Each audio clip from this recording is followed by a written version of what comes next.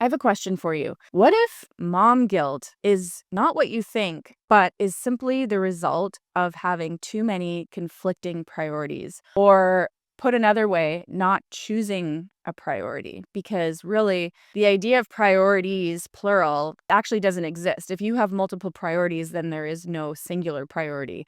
So, what if the idea of mom guilt is simply just the result of not choosing what's most important to you? I think about this a lot with mom guilt. It's so easy to feel a pang of guilt and then kind of knee jerk respond to it like, oh, I feel guilty because I'm not spending enough time with my kids, so I should spend more time with my kids.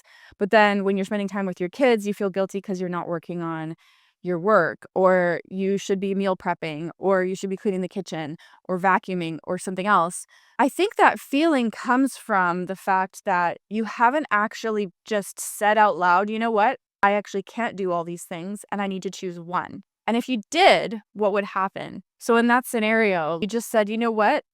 Work isn't my priority. It's number two. It's number three. And my kids are number one. Just doing that one thing, choosing what your number one priority is in that moment releases you from the guilt of not doing the other things because suddenly you're in alignment with what your priority is. Say you're reading your kid a book before bed and you feel a pang of guilt for not cleaning the kitchen or not finishing a work project or whatever it is, you can actually reject that guilt because now you've decided, well, actually, no, I'm not going to feel guilty for that because I'm in alignment with what my priority was that I pre-decided. My priority was to spend my evenings with my kids, for example. And I brought this up with my husband. We were chatting about it, and he said, well, what about if you don't want a messy kitchen, like you don't want a messy house, and you also want to spend time with your kids? And what if it feels like you want both, but they both can't be a priority? Well, it's funny that he asked that because that is exactly why I wrote my latest guide, the 20-minute tidy, is because I have that personality where I don't want a messy house, but I also really value time with my kids and my family. And that is basically the entire idea behind the book and why I wrote the 20-minute tidy is because I needed a way not to prioritize two things, but to correctly prioritize my time.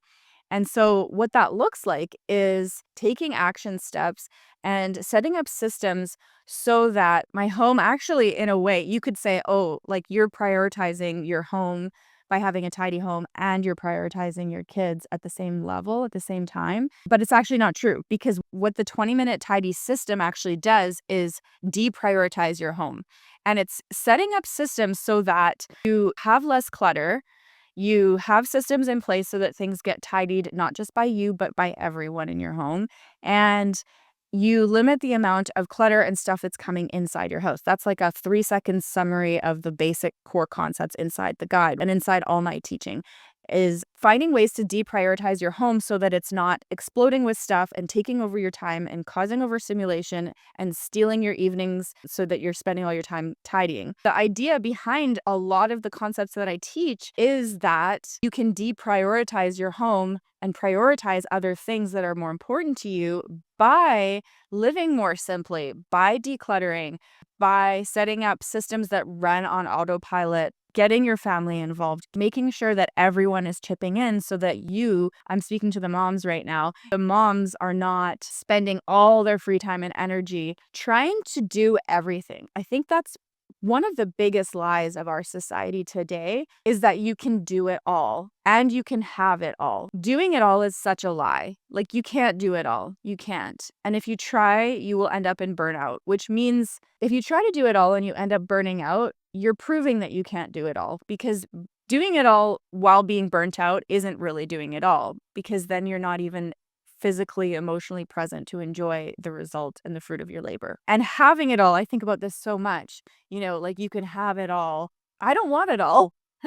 I don't want it all. I don't want all the stuff that comes with it. And so I think ultimately it's an issue of prioritizing and saying out loud, I can't do it all. I can't have it all. And I don't need to. I just need to pick one thing. So your big takeaway for today is to really pick what is your one thing. Your priority in any given moment can change and fluctuate based on what's in front of you. But at the same time, it's important to really just put thought into it, because I think a lot of people don't put thought into it at all. And then they wonder why they're spread so thin, why they're frazzled, and why they feel guilty all the time. So I hope that helps with your mom guilt a little bit.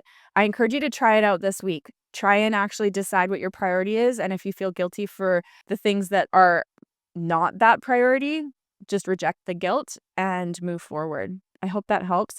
Don't forget to like and subscribe and stick around, because there's going to be a lot more where this came from. Bye.